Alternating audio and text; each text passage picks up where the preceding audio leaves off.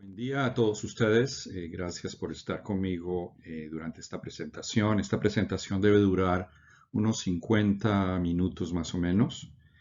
Esta exposición representa la misma presentación que di varias veces en diferentes foros en Latinoamérica durante el 2019 y específicamente esta presentación es la misma que di en el Expo Fire Protection and International Congress que organiza anualmente la Asociación Mexicana de Rociadores Automáticos AMRASI y el Consejo Nacional de Protección contra Incendios de México, CONAPSI, en el World Trade Center de la Ciudad de México el 2 de octubre del 2019.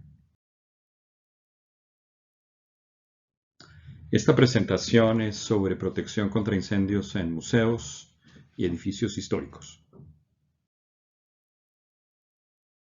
Mi nombre es Jaime Andrés Moncada, yo soy un ingeniero de protección contra incendios. Tengo 34 años de experiencia desde que me gradué. En las últimas 2 décadas he estado básicamente centrado en proyectos edilicios, industriales, petroleros, de generación eléctrica en Latinoamérica. He tenido también la oportunidad de trabajar muy de cerca con la NFPA durante varias décadas en el proceso de traer a la NFPA a Latinoamérica. Durante 15 años fui director de desarrollo profesional en la NFPA.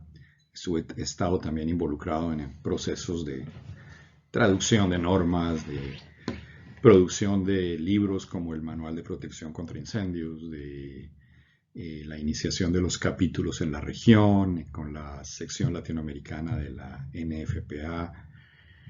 Y más recientemente he estado también involucrado con la Sociedad de Ingenieros de Incendios, la SFP. Pero tal vez el área de mi carrera que yo más disfruto es cuando tengo o me dan la oportunidad de compartir mi experiencia. Lo hago con tremenda humildad. Yo sé que hay muchas maneras de hacer las cosas, pero al mismo tiempo, pues yo he tenido mucha suerte de trabajar aquí en los Estados Unidos con la firma más grande de ingeniería de incendios, aprender cómo se hace esto en proyectos. Uno de ellos se los voy a mostrar en unos minutos, en proyectos importantes en el mundo. Y me he tomado en el trabajo, que en realidad no es un trabajo porque lo hago con el mayor gusto, no solamente de participar en conferencias, sino de escribir. Y bueno, yo creo que todo esto es parte de lo que yo pues quiero hacer y quisiera compartir con ustedes.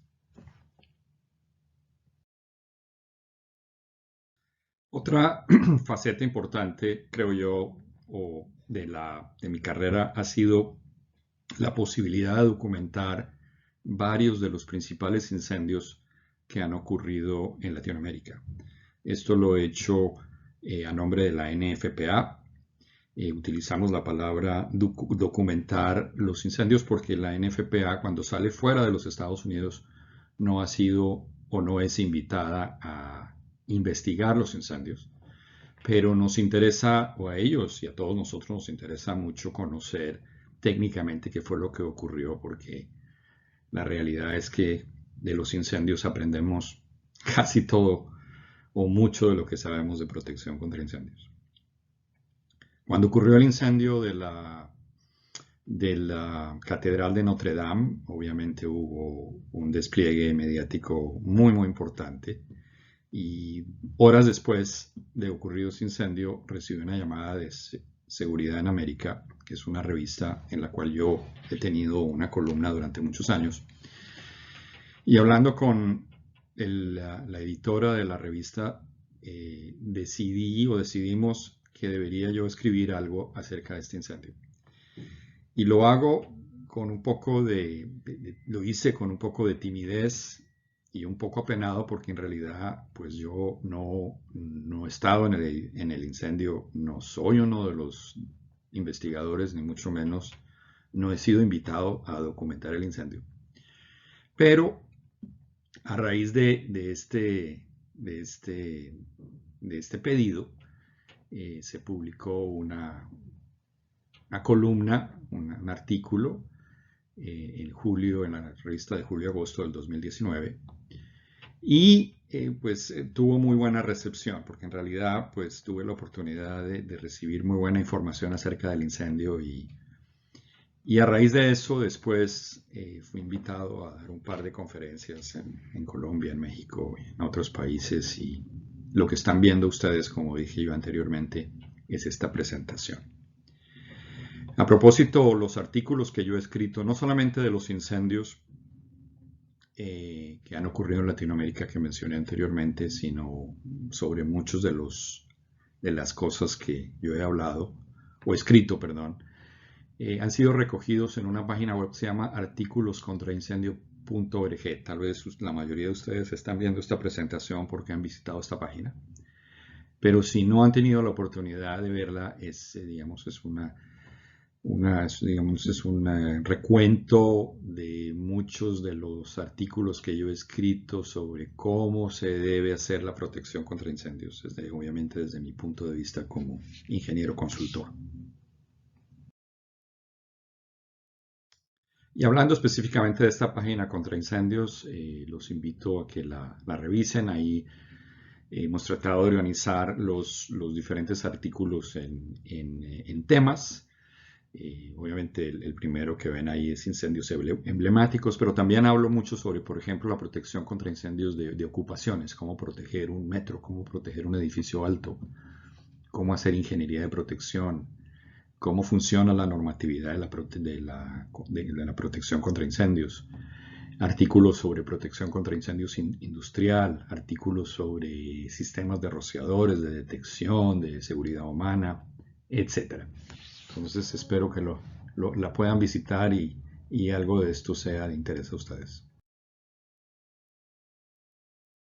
Antes de hablar del incendio de la Catedral de Notre Dame, me gustaría mencionar un incendio que ocurrió hace un par de años en Río de Janeiro. Es el incendio del Museo Nacional. Muchas personas lo conocen como el Museo Nacional de Historia Natural, pero en realidad su nombre es el Museo Nacional, aunque la mayoría de lo que este museo recoge es la historia natural de Sudamérica y de muchas partes del mundo. Es tal vez el museo de este tipo más importante que hay en Latinoamérica.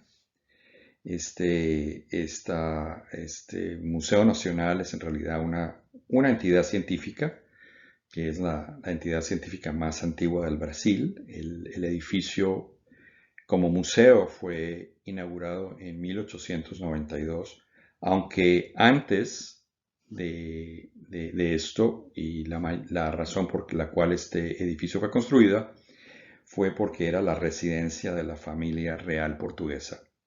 Esto ocurrió entre 1808 y 1821. El incendio ocurrió un domingo.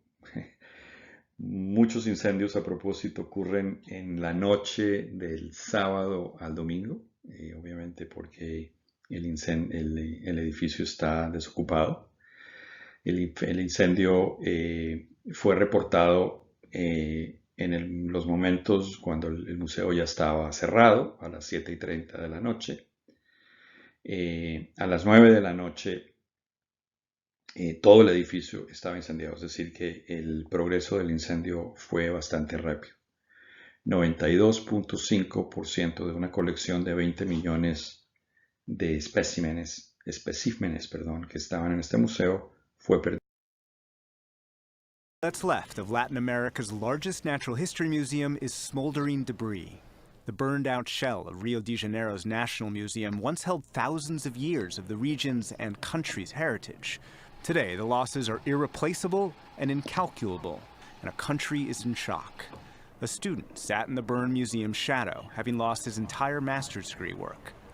The historian Regina Dantas looked into a building where she'd worked for 30 years. It seems like a nightmare. I went to sleep thinking it was a nightmare. that I was going to wake up. She couldn't continue. She called the collection unrecoverable. The blaze started Sunday night and engulfed the museum. 80 firefighters battled for 6 hours, but nearby hydrants didn't work, and they failed to save a building where Brazil signed its independence from Portugal in 1822, and that was once home to Brazil's royal family. I just saw a piece of my history, the house of the Brazilian Empire on fire, becoming destroyed. I see the history of my country becoming ashes. It has no price. I'm devastated.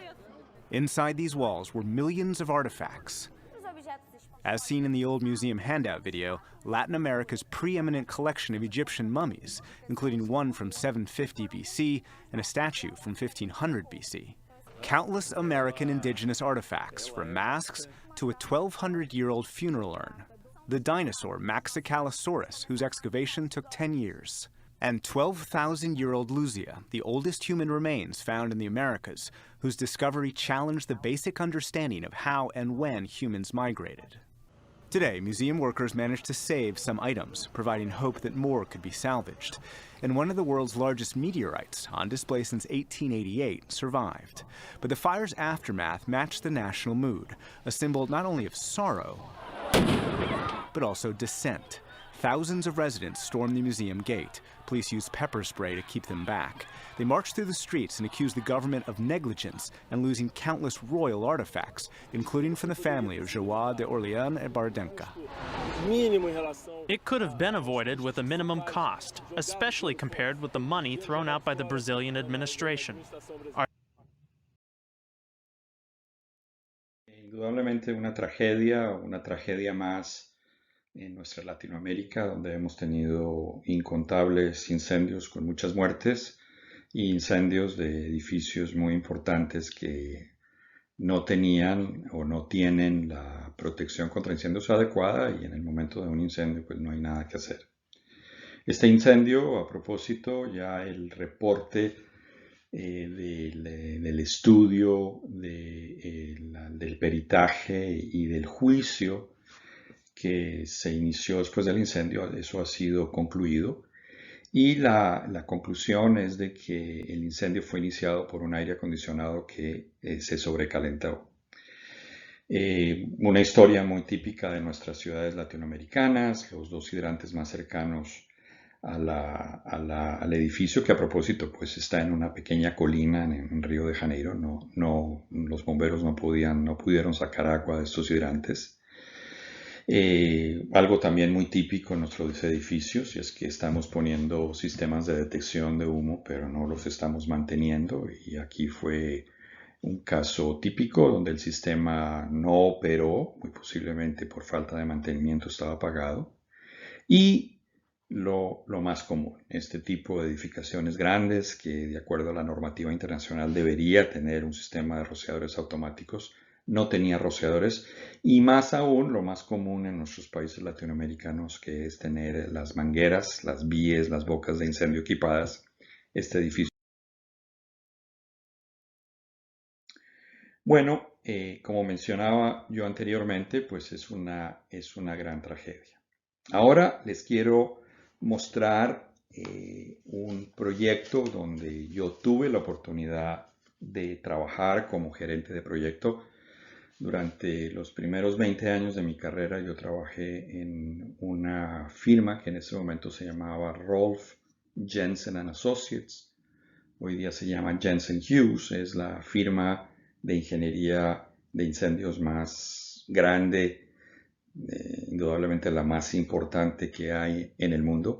Y yo tuve la oportunidad durante 4 años de trabajar como gerente de proyecto en este edificio. Este edificio es hoy día un edificio icónico.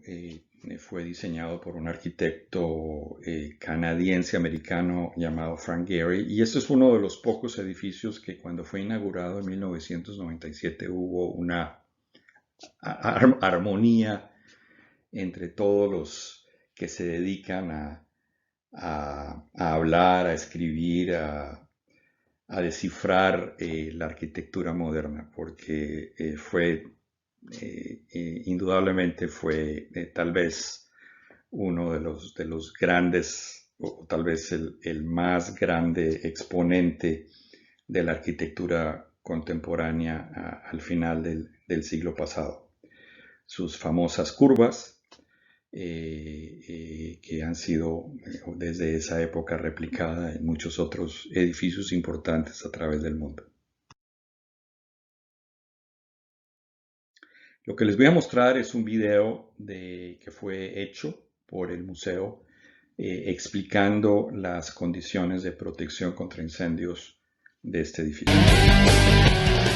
El sistema para prevenir, en su caso, poder extinguir un incendio en estas instalaciones, pues tiene una serie de particularidades debido al edificio en el que nos encontramos, ya que alberga y tenemos que cuidar y conservar obras de arte. Nuestra filosofía es partir de que el incendio no se produzca, es decir, para ello trabajamos en la fase de diseño mediante la utilización de materiales no combustibles o de baja combustibilidad y haciendo hincapié en la revisión y mantenimiento de las instalaciones eléctricas, que son las causantes de un gran número de incendios en cualquier edificio. En caso de que ese incendio comenzase, por la razón que fuese, tenemos un sistema de detección precoz. Hay una serie de detectores instalados a lo largo de todo el edificio que están supervisando de manera continua tanto una sobrelevación de la temperatura como la presencia de humo en diferentes niveles y a diferentes cotas de las galerías. En caso de que el sistema detectase que allí pueda haber un posible incendio, el sistema de manera automática va a confinar ese incendio, ya que está sectorizado, está independizado de una manera bastante exhaustiva todas las diferentes estancias del edificio.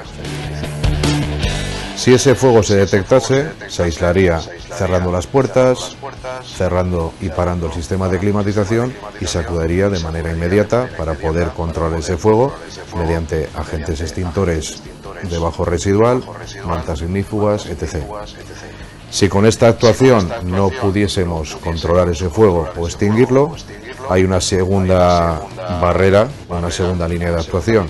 Es un sistema de rociadores automáticos.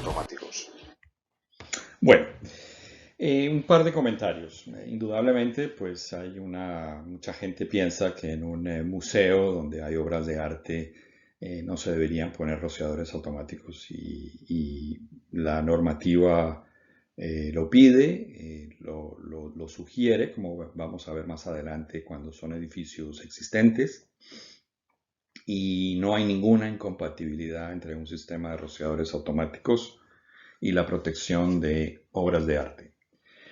El proyecto fue hecho siguiendo tanto normativa americana, como ustedes ven acá, el estudio de evacuación fue hecho de acuerdo a la NFPA 101, los sistemas de control de humo en los grandes espacios fue hecho de acuerdo a, de manera siguiendo diseño por desempeño, los criterios de diseño por desempeño, fue utilizada la NFPA 92. El sistema de detección de humo siguió una normativa española publicada por CEPREVEN. La compartimentación siguió lo que en esa época se llamaba la norma básica de edificación, condiciones de protección contra incendios, es una norma nacional española. Y una de las peleas, digamos así, que nosotros perdimos, porque obviamente las decisiones no las tomaba yo simplemente era el gerente de proyecto de un grupo de ingenieros de incendios en Rolf Jensen, pero nosotros queríamos que el sistema de rociadores automáticos fuera un sistema de preacción, de un solo enclavamiento. Y ellos pelearon mucho en contra de ello y finalmente se instaló un sistema de rociadores automáticos de preacción de doble enclavamiento, lo cual requiere o quiere decir que para que agua entre en el sistema de rociadores automáticos, en la tubería del sistema de rociadores automáticos, debe operar el sistema de detección, pero también debe operar térmicamente el sistema de rociadores. De nuestro punto de vista, eso era ya demasiado tarde en el incendio iba a estar mucho más grande de lo que debería ser y nuestra preferencia hubiera sido que el sistema hubiera tenido un solo enclavamiento, es decir, que cuando el sistema de detección de humos funciona, permite que agua entre a la tubería y obviamente hay que esperar unos minutos más para que opere térmicamente el rociador y ahí inmediatamente el agua está presente para que sea salga encima del incendio. Esto fue hace más de 20 años y el edificio de museos con rociadores. Ahora hablemos del incendio de la Catedral de Notre Dame. Lo que están viendo ustedes es un video que tomó los bomberos de la ciudad de París. Y pues recordemos, y bueno, estos videos fueron publicados tal vez unos días, tal vez una semana después, entonces no han sido muy vistos por lo que ustedes hayan visto en la televisión el día del incendio o tal vez el día siguiente del incendio. Es una gran videografía de las partes iniciales del incendio. Y se ve obviamente todavía esta catedral medieval con esta arquitectura gótica francesa, que es muy especial. Y hay que recordar que esta catedral pues, fue construida a principios de los años, o sea, fue construida entre 1163 y 1345. Estas grandes catedrales duraban cientos de años en ser construidas. Es un edificio bastante grande, es un edificio que tiene como 130 metros de largo, 50 metros de ancho y 70 metros de altura. Y lo que están viendo ustedes obviamente es el techo, nuestro techo de madera, del cual vamos a hablar en unos minutos, que tuvo una combustión muy rápida. Y bueno, aquí se ven estas imágenes icónicas de este gran edificio que ha sido reconocido y es reconocido como uno de los símbolos de la ciudad de París. Y ustedes se podrán imaginar no solamente la cantidad de humo que esto produjo, pero el calor intenso que se debe sentir en los puntos donde se hizo. Hablemos un poquito acerca de la línea de tiempo. Esta es la última información que se ha podido recabar del incendio.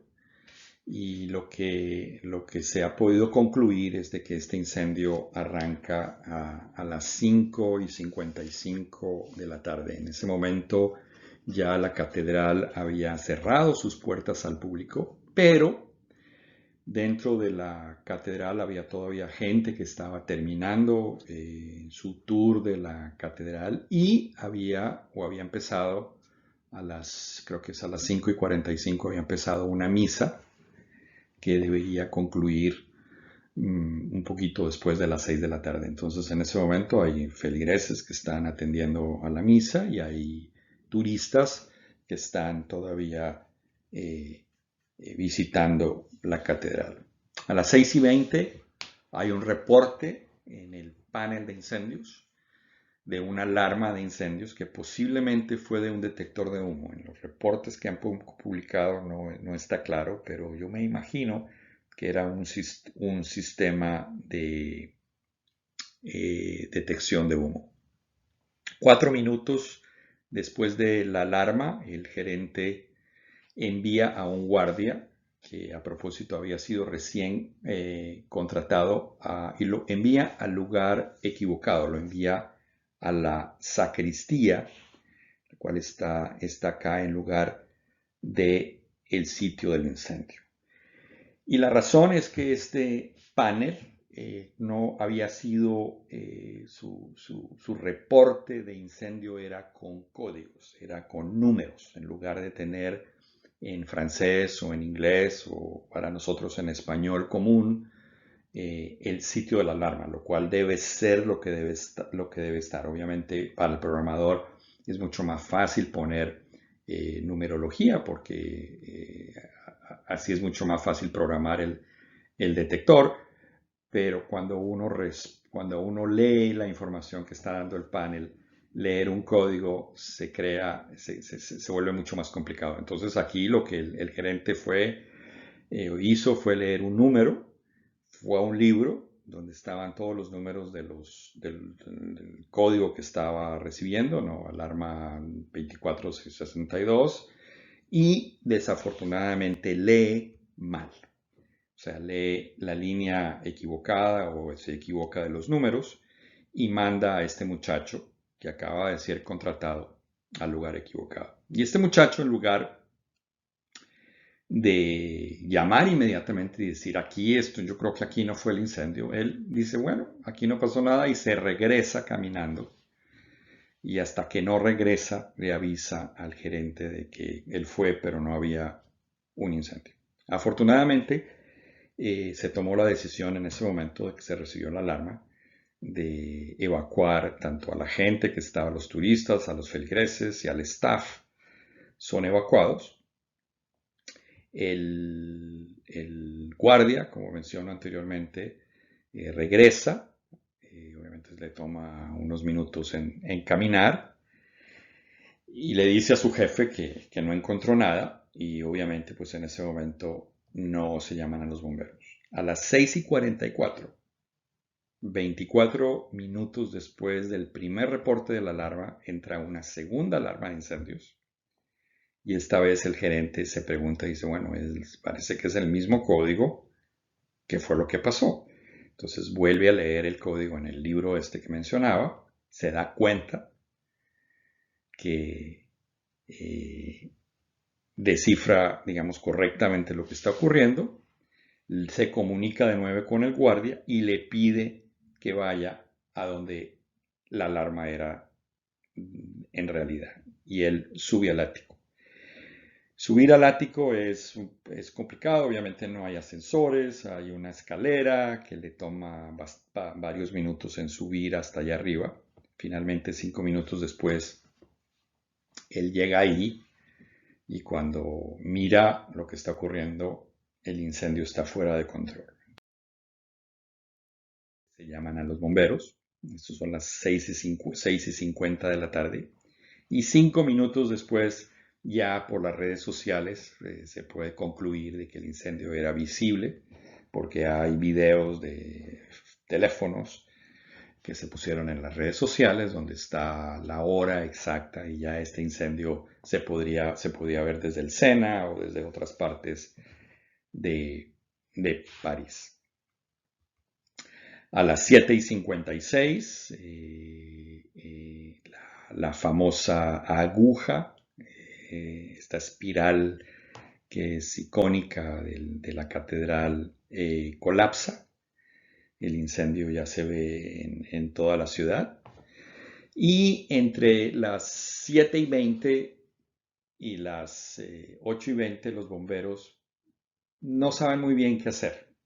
O sea, no hay una clara decisión de cómo atacar el incendio. En esos momentos, y muy atinadamente, los bomberos se centran en rescatar artefactos, obviamente debajo del techo. Obviamente en ese momento el techo no había colapsado.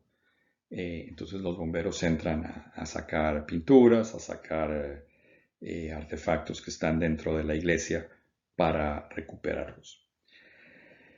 A las 8:20, un pequeño grupo de bomberos fue enviado al ático a atacar el sitio donde había llama. De las 8:20 en adelante, la respuesta es mucho más organizada y con objetivos claros. Y básicamente el objetivo era evitar de que la estructura colapsara y de que el incendio llegara a la parte frontal de la catedral. Después de 9 horas de ataque de incendios, el incendio se declara apagado. Y uno de los temas que se está discutiendo hoy día es el tema de la descarga tóxica que ha dejado este incendio en la ciudad de París. Y uno de los temas es plomo. Se estima que 460 toneladas de plomo fueron a través de la pluma de humo, fueron dispersas en la atmósfera encima de París, y hay sitios, incluyendo escuelas, con niños pequeños donde el nivel de plomo está miles de veces, más de en este caso 1300 veces encima del nivel que es considerado seguro de plomo en el ambiente. Estudiado y bueno, se está estudiando en este momento qué hacer con esta condición. Lo que conocemos del incendio en este momento es que fue muy posiblemente un cortocircuito en el transepto, es decir, en la parte de arriba del ático, debajo de la aguja, en un sitio que se llama, aquí lo vemos en esta foto, se llama, o lo llaman ellos, el bosque.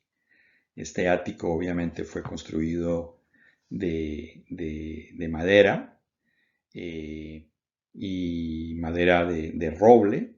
Muchos de estos listones de roble datan de la construcción original del edificio, aunque varias de ellas han sido reemplazadas por maderas mucho más modernas, pero de todos modos es una madera extremadamente seca, extremadamente antigua, que pues por su construcción de combustible lleno de huecos de aire, pues es una condición perfecta para el desarrollo rápido de un incendio.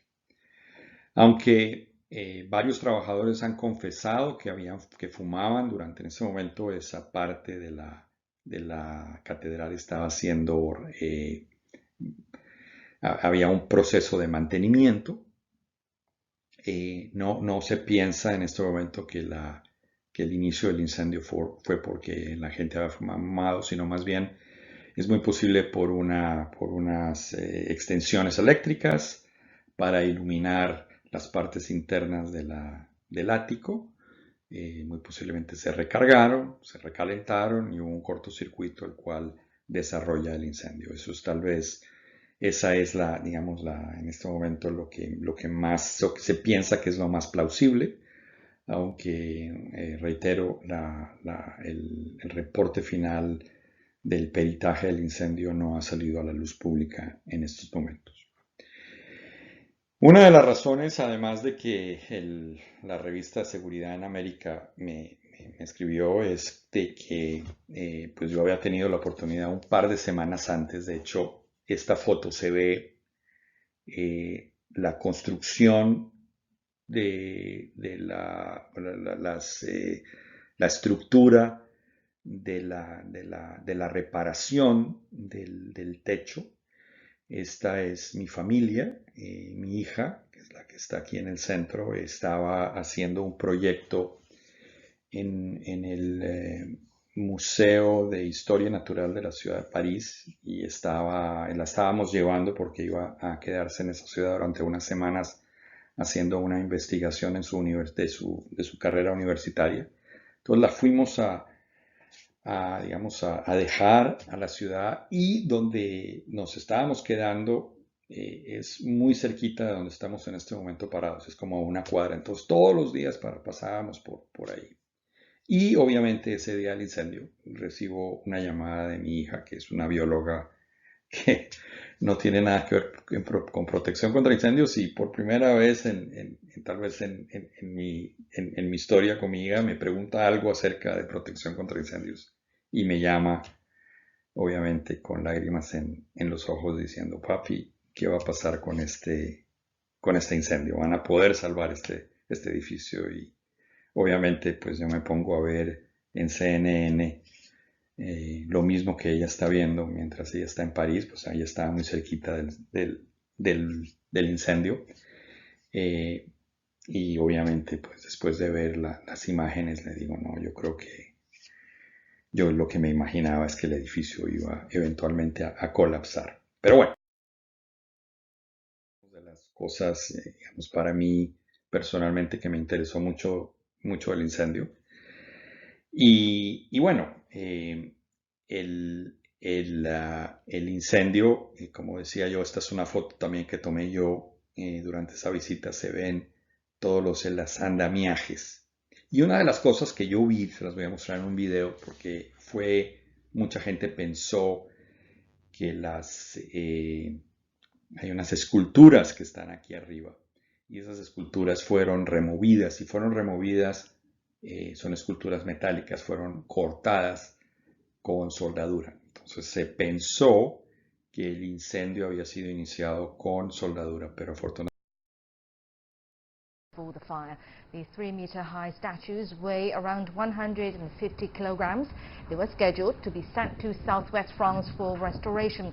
The original plan was to display them in the cathedral this fall before reinstalling them on the roof. lo que este reporte televisivo muestra es lo que mencioné hace unos minutos, que antes de que el incendio ocurriera se habían retirado estas esculturas, y obviamente muestra claramente que esto no fue lo que inició el incendio. Bueno, una de las cosas interesantes para nosotros y para mí personalmente fue ver o entender la respuesta de la Brigada de Bomberos de París. Esta Brigada de Bomberos es la Brigada de Bomberos más grande que hay en Europa. Es la tercera más grande en el mundo, después de la de Tokio y la de Nueva York. 8.500 personas trabajan en la Brigada de Sapeurs-Pompiers de París, la Brigada de Bomberos de la ciudad de París. Y durante el incendio, 400 bomberos trabajaron en el incendio, y obviamente pues fue muy interesante ver la tecnología que estos señores trajeron a este incendio. Y aquí ya se ve muy claramente los objetivos que estábamos mencionando anteriormente. En este momento los bomberos están tratando de refrescar o refrigerar la torre frontal, las dos torres frontales, y estas rosetas que son muy, muy, muy famosas. Son tal vez arquitectónicamente uno de los iconos del museo, y que sobrevivieron el incendio. Entonces ellos se centraron en salvaguardar la estructura, tanto frontal como lateral, y aquí se ve que el agua está tratando de evitar de que el incendio migre hacia esta parte del incendio. Se utilizaron también drones, aunque no se utilizaron drones térmicos, sí se utilizaron drones con feed real de video. Entonces los comandantes de la escena podían ver el avance interno del incendio, y esto fue también algo muy interesante, y yo me imagino que muchos cuerpos de bomberos, inclusive en Latinoamérica, ya tienen esta tecnología, y es una manera muy, muy buena, ¿no?, para tener una buena idea de qué está pasando en el incendio. Aquí se ve el tipo de dron que se utilizó durante el incendio. Otra cosa muy interesante es que obviamente la catedral está en una isla, se llama la Isla de la Cité o Ile de la Cité.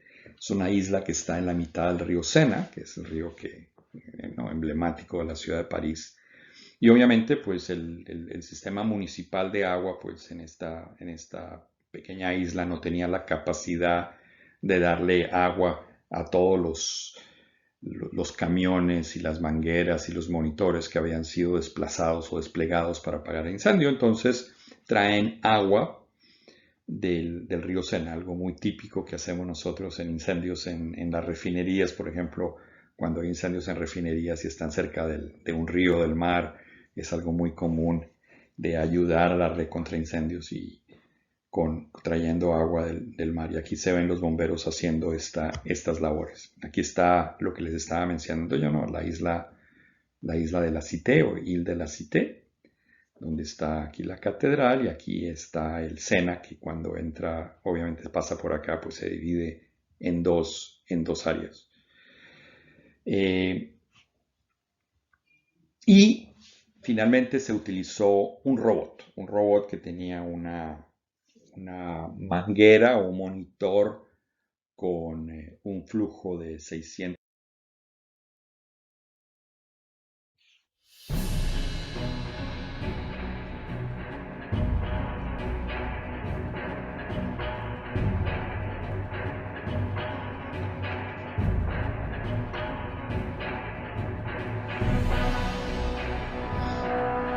Todo esto es telecomandado a distancia por una especie de iPad.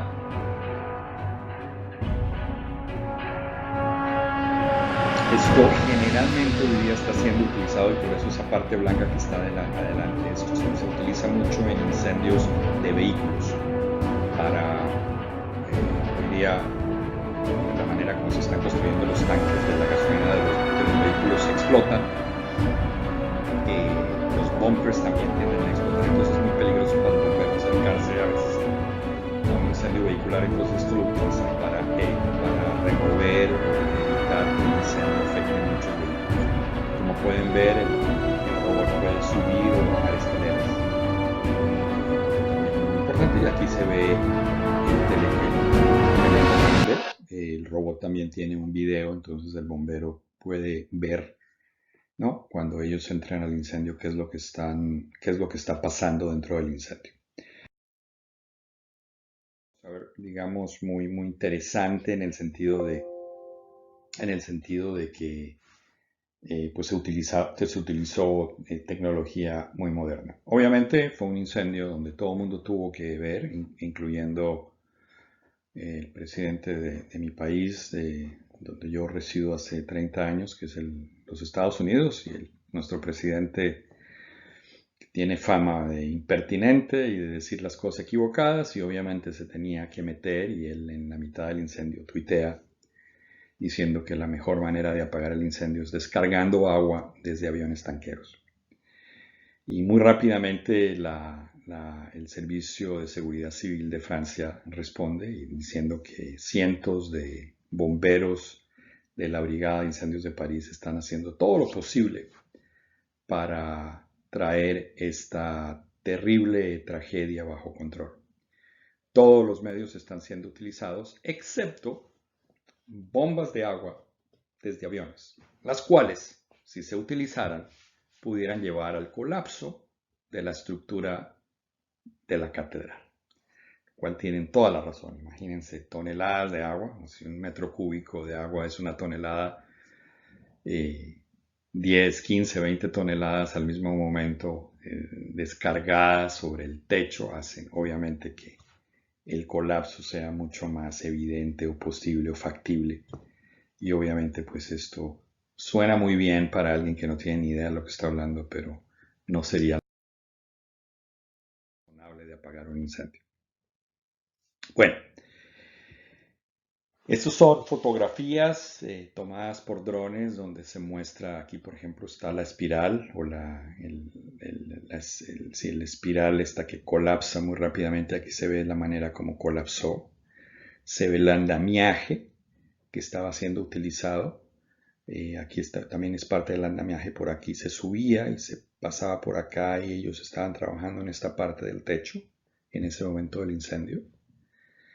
Se ve, ¿no?, fotos donde se ve muy bien el daño del edificio y también lo que se pudo salvar, porque al final del día la estructura exterior de la catedral no sufrió los daños que se pensaba, ¿no? Esta es una fotografía de la parte interna de la catedral. Obviamente se ve parte del techo, ¿no?, del ático que colapsa dentro de la catedral. Y allá se ve, ¿no?, el hueco del techo dentro de la catedral. Fotografías de los bomberos. En este momento esas son las líneas, o una de las líneas, o varias de las líneas que están trayendo agua desde el río Sena y van a los camiones para subirle Y esta es otro video, también muy bonito, no digamos muy bonito, tal vez no es la palabra, pero muy explicativo del incendio, ¿no? Y cómo esta parte de la fachada de las dos torres fue salvada, ¿no? Fotografías que ya habíamos visto, ¿no? Anteriormente, y el daño casi completo de ese ático, del bosque, ¿no? Se ve muy bien la isla de la Cité, ¿no? París, esto está en lo que se llama el cuarto anillo, el cuarto Arrisondel, creo que se llama, o el cuarto anillo de la ciudad de París. O sea, es una parte muy céntrica de la ciudad. Y aquí se ven, obviamente, todos estos elementos, ingenieros que están mirando, están evaluando, estudiando qué es lo que no se puede utilizar, donde hay que tener ayuda estructural durante la recuperación del edificio. Bueno, uno de los temas también en este momento en París es qué hacer con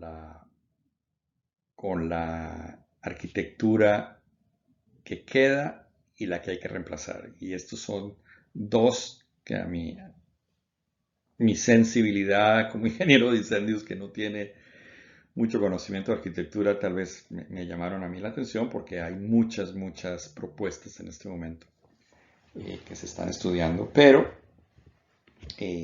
años antes, la firma donde yo había trabajado trabajó para IMP en París. No sé si ustedes recuerdan en el Louvre, en los años, al final, mediados de los años 80, hubo un gran proyecto arquitectónico y este arquitecto chino-americano, Ian Pei, sugirió unas pirámides que en su momento fueron muy comentadas. La ciudad de París estuvo totalmente en contra de esta arquitectura, pero hoy día es algo icónico de la ciudad de París, ¿no? Las pirámides que están en la mitad del Museo del Louvre. Entonces, alguien está pensando en algo así, ¿no? Hacer un techo de cristal, la espiga esta central, hacerla de cristal, algo similar a lo que se hizo en World Trade Center, que es ¿no? Estas luces, ¿no? hacia el infinito, hacia arriba. Pero bueno, están en ese proceso y bueno, se piensa que esto va a costar un par de miles de millones de euros recuperar la catedral y va a tomar unos 5 o 6 años en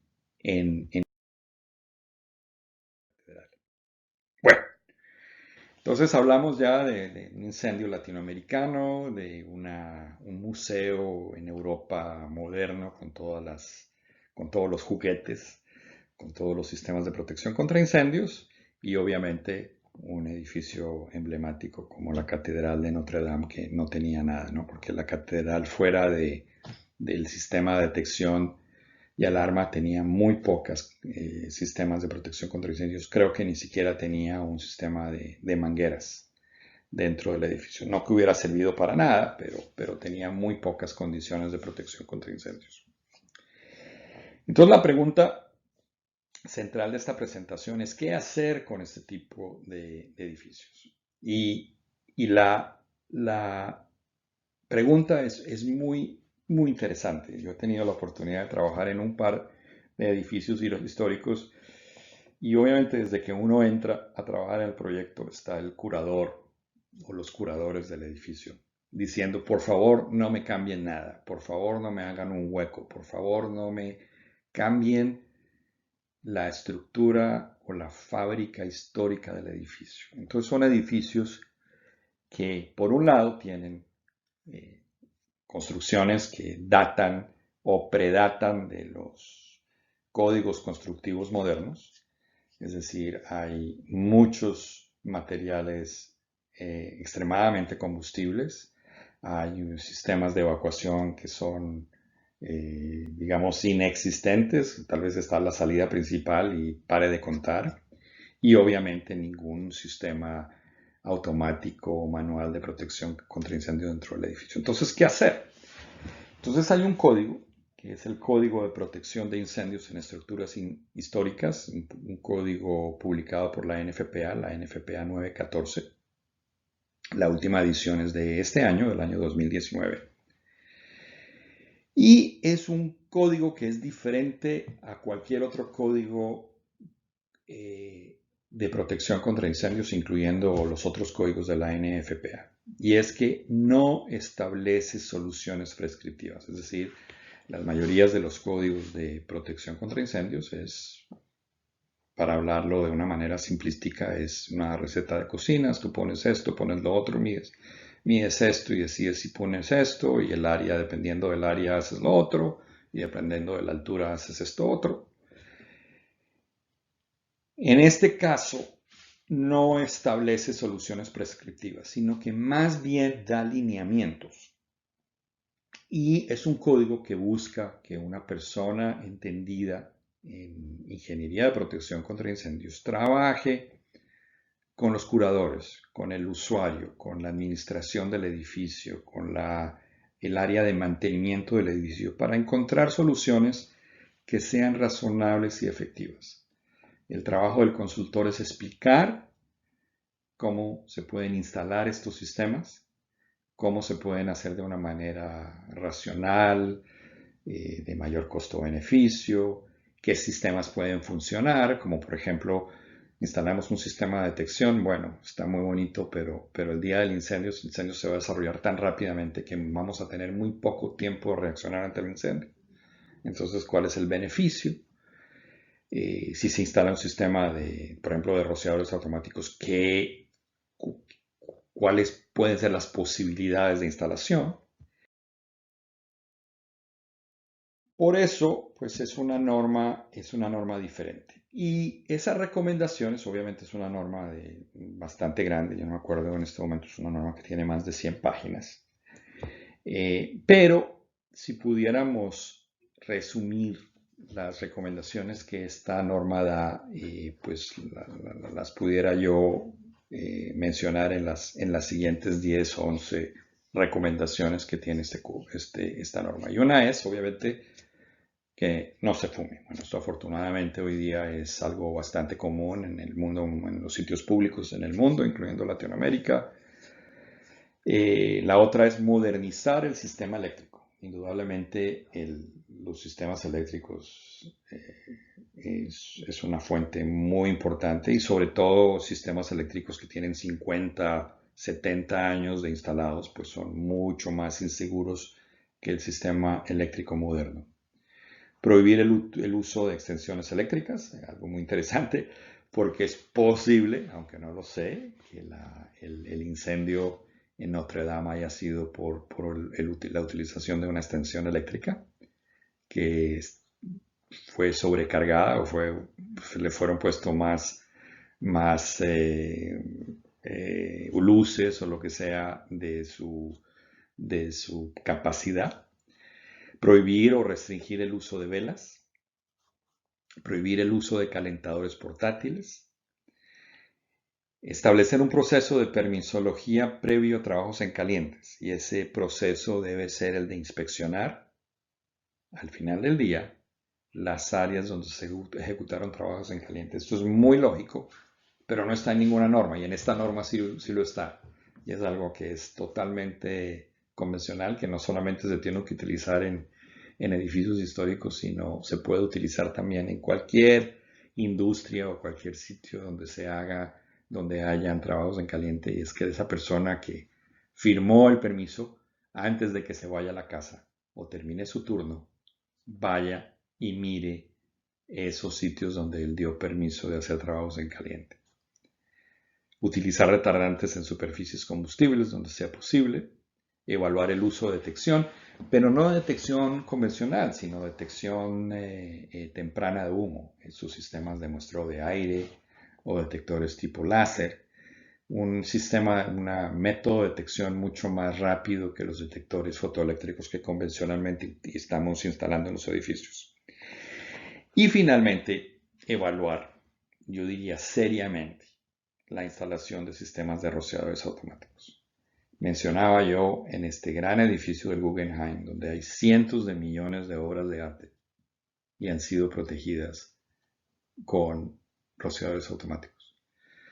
Si ustedes visitan en Europa o en los Estados Unidos museos construidos en los últimos 20 o 30 años, sin excepción, todos estos museos están protegidos con rociadores automáticos. O sea, no hay ninguna incompatibilidad. Bueno, además de la 914 hay otra normativa importante que se puede utilizar. Una de ellas es la NFPA 909, que es el Código de Protección de Recursos Culturales como museos, bibliotecas e iglesias. Esta norma se utilizaría más para edificios nuevos. Por ejemplo, la 914 es muy aplicable para un edificio, un recurso cultural, un edificio de recursos culturales existente.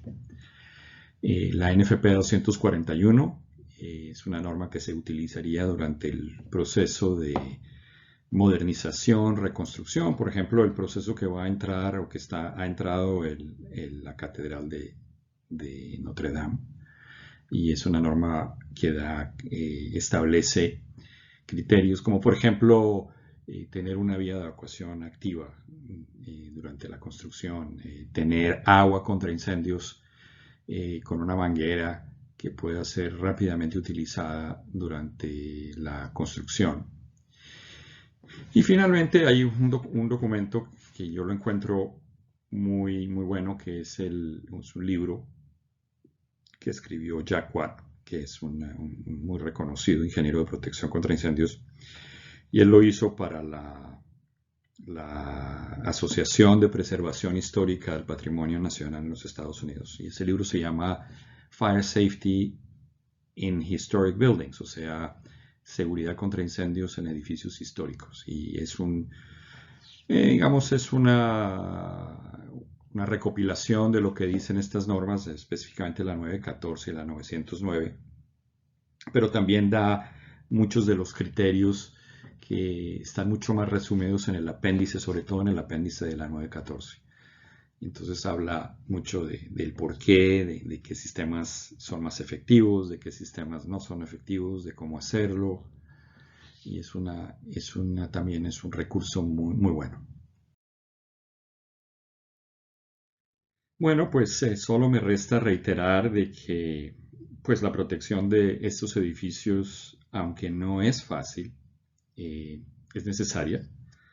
Muchos de los edificios históricos que nosotros tenemos en Latinoamérica pues recogen nuestra historia, y perder lo que está ahí y lo que representan por un incendio sería muy, muy trágico, ¿no? El proceso es un proceso, como dije yo anteriormente, tedioso, es complicado. Cuando nos invitan a participar en el diseño, en la consultoría de este tipo de proyectos, tenemos que explicar de que nuestros honorarios de pronto son un poco más altos de lo que se pensaba, porque el proceso es bastante lento, se vuelve un proceso educativo, es un proceso no solamente explicar, pero educar a la gente, al usuario acerca de los sistemas de protección contra incendios, su instalación, su efectividad, su costo-beneficio, la posibilidad de instalar estos sistemas en sitios que son arquitectónicamente protegidos. Tampoco es algo, ¿no?, que se hace todos los días y que es fácil. Pero bueno, espero que hayan recabado algo interesante para ustedes, para su trabajo, para su carrera. Y finalmente solo me queda, como siempre lo hago, invitarlos. Me gusta ser bastante abierto. De hecho, Toda la semana recibo una o dos preguntas.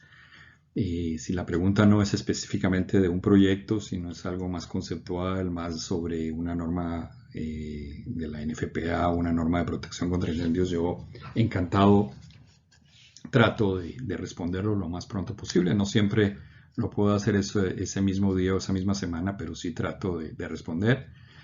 Entonces aquí está mi información. Está la información de la página web de la compañía donde trabajo yo, International Fire Safety Consulting. Y finalmente reitero la página web de artículoscontraincendios.org, donde se ha compilado toda esta información que ha sido publicada en diferentes medios en español, para que ustedes tengan algún recurso adicional de información sobre la seguridad contra incendios. Mil gracias por su tiempo. Nos vemos. Gracias.